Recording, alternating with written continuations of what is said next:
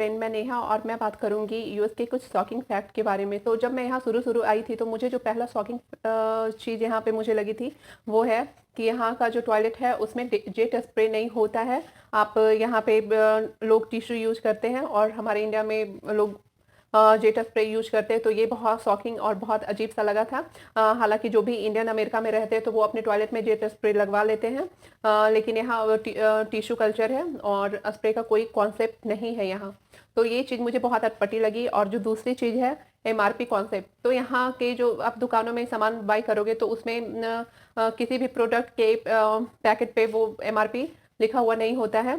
और वो चीज़ अगर एक दुकान में $10 की मिल रही है तो दूसरी दुकान में आपको $20 की भी मिल सकती है। ये डिपेंड करता है शॉप के ऊपर। तो यहाँ पे जब आप नए नए आओगे तो आपको ये दिमाग में बिठा लेनी चाहिए कि कौन से सामान कहाँ पे सही दाम में मिल जाती है।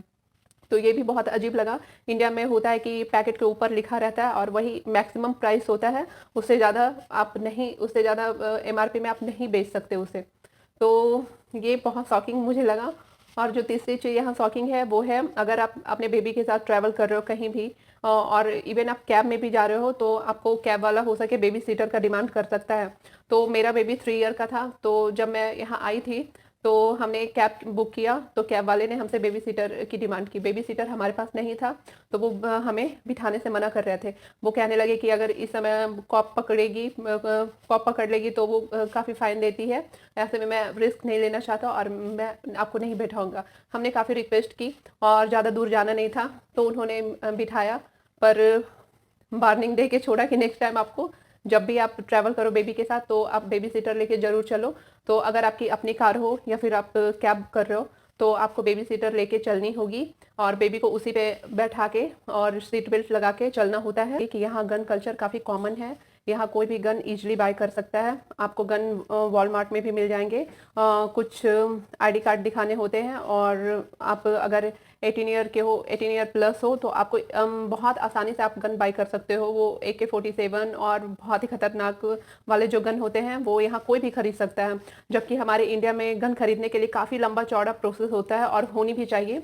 तो ये चीज़ काफ़ी शॉकिंग लगा। यहाँ पे अक्सर आपने सुना होगा कि स्कूल में शूट आउट हुआ और इतने बच्चे मरे, इतने लोगों की इंजरी हुई।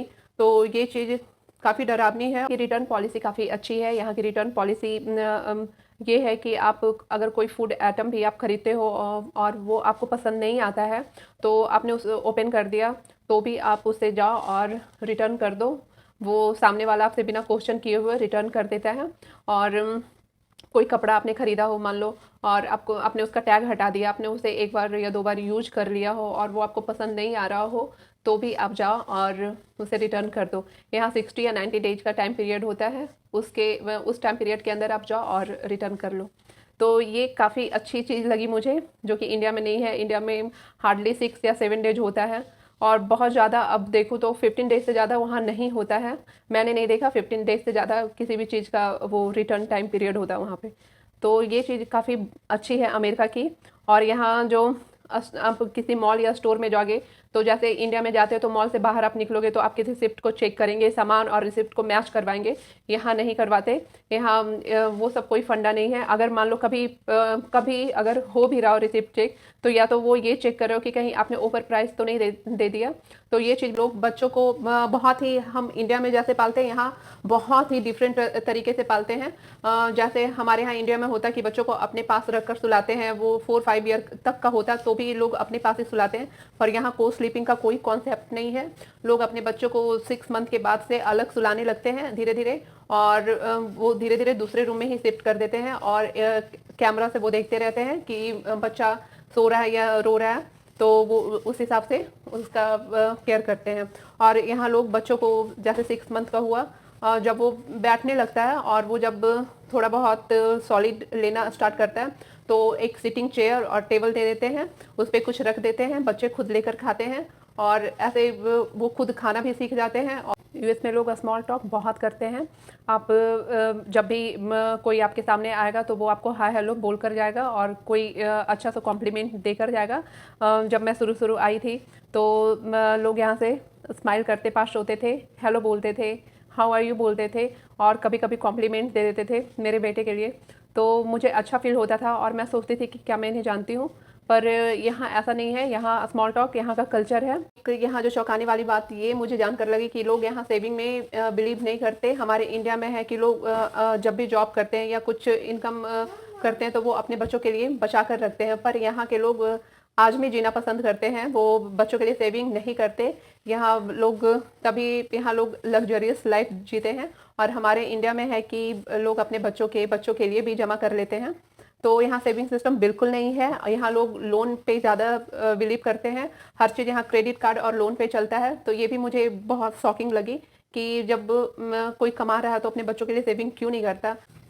यहाँ पार्लर सर्विस काफ़ी महंगी होती है, काफ़ी एक्सपेंसिव होती है। तो जो इंडिया से आते हैं वो अपने पार्लर सर्विस को काफ़ी मिस करते हैं। यहाँ मामूली हेयर कट का आपको $40 to $50 चार्ज होता है। मैं मिनिमम से बता रही हूँ, $40 to $50, और ये वुमेन के हैं, और जो चिल्ड्रेन और मेन के हैं वो 30 मिनिमम स्टार्ट होता है, और इसके ऊपर आप टिप दो तो यहाँ काफ़ी एक्सपेंसिव हो जाएगा आपके लिए पार्लर सर्विस। यहाँ जब किसी रेस्टोरेंट में आप डिनर या लंच पर जाते हो तो वहाँ जो पानी सर्व किया जाता है वो काफ़ी ठंडी रहती है, उसमें पानी कम और आइस ज़्यादा रहता है। तो आपको कहना पड़ता है विदाउट आइस। तो वो जो विदाउट आइस जो आपको पानी देते हैं प्लेन वाटर, वो भी इतनी ठंडी रहती है कि वो आपसे पिया नहीं जाएगा। हम इंडियन के लिए वो सुपर कूल होती है वो पानी भी। तो आपको कहना पड़ेगा कि रूम टेम्परेचर के बराबर मुझे पानी चाहिए, तो फिर वो उस टेम्परेचर पे पानी ला के देते हैं। ये लोग सर्दियों में भी बहुत ठंडे पानी पीते हैं।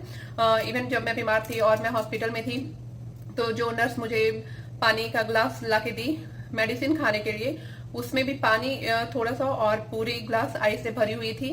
और उस टाइम पे फीवर था तो मुझसे ज़्यादा पानी पिया नहीं गया। बस मैंने अपनी किसी भी तरह अपनी दवाई खाई और पूरी ग्लास रख दी। तो ये लोग काफ़ी ठंडे पानी पीते हैं। यहाँ रोड क्रॉस करने के लिए आपको वेट नहीं करना पड़ेगा कि गाड़ियाँ रुकेगी कि नहीं। यहाँ रोड क्रॉस करने के लिए बटन प्रेस करना होता है और ट्रैफिक लाइट खुद ब खुद रेड हो जाती है और सारी ट्रैफिक रुक जाती है, और फिर कुछ सेकेंड का आपको टाइम दिया जाता है। इतने सेकेंड में आप रोड क्रॉस करो, फिर आप इजली और अच्छे से सेफली रोड क्रॉस कर लेते हैं। तो ये चीज़ भी अमेरिका की काफ़ी अच्छी है। ट्रैफिक काफ़ी कम आपको दिखेगी, और ट्रैफिक अगर हो भी जाता है तो इंडिया की तरह एकदम चिपका चिपका हुआ नहीं होता है। यहाँ ट्रैफिक होती है तो जो गाड़ी में इतनी एक गाड़ी से दूसरी गाड़ी की दूरी इतनी होती है कि उसके व्हील दिख सके। तो यहाँ इस तरह की ट्रैफिक होती है। और यहाँ लोग हॉन्किंग नहीं करते, हॉर्न नहीं बजाते बिना मतलब के।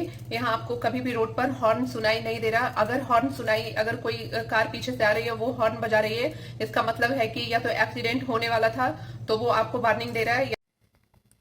यूएस का जो मैकडी होता है उसमें वेजिटेरियन का ऑप्शन नहीं होता है। ये जानकर भी मुझे बहुत बहुत बहुत ज़्यादा मैं शॉक्ड हुई थी कि ये क्या है। जो नॉनवेज नहीं खाते वो कैसे खाएंगे। तो यहाँ का जो चीज़ बर्गर भी होता है उसमें भी लोग मीट और एग मिला देते हैं, और यहाँ के जो नूडल्स भी होते हैं उसमें भी एग मिला होता है। तो जो टिप कल्चर है यहाँ काफ़ी कॉमन है। यहाँ आप किसी भी सर्विस को, जैसे कि कोई होम डिलीवरी पे कोई फूड आइटम पहुँचाने आया, या आप पार्लर सर्विस लिए या हेयर कटिंग के लिए जा रहे हो, या किसी भी तरह की सर्विस ले रहे हो, तो यहाँ टिप देनी ज़रूरी होती है। अमेरिका में जो घर होते हैं ये भी लकड़ियों के बने होते हैं, क्योंकि यहाँ ठंड काफ़ी पड़ती है। तो जो लकड़ी के घर होते हैं, तो जो बाहर अगर सर्दी हो तो अंदर उतनी सर्दी नहीं रहती और घर गर्म रहता है। तो ये जानकर भी मैं शुरुआत के दिनों में कि घर लकड़ी के, आज के ज़माने में भी घर लकड़ियों के होते हैं, पर जब मैं यूएस में रह रही हूँ तो जो मैं जिस घर में रह रही हूँ वो घर भी लकड़ी के ही बने हुए हैं और काफ़ी खूबसूरत है। तो और यूएस में जो मेडिकल सर्विस है काफ़ी एक्सपेंसिव है। तो यूएस में अगर कोई बीमार होता है तो उसको अगर आप डॉक्टर के पास जा रहे हो तो उस समय आपका बिल नहीं आता है। बिल आपको 10 या 15 दिन बाद बाई पोस्ट भेज दिए जाते हैं।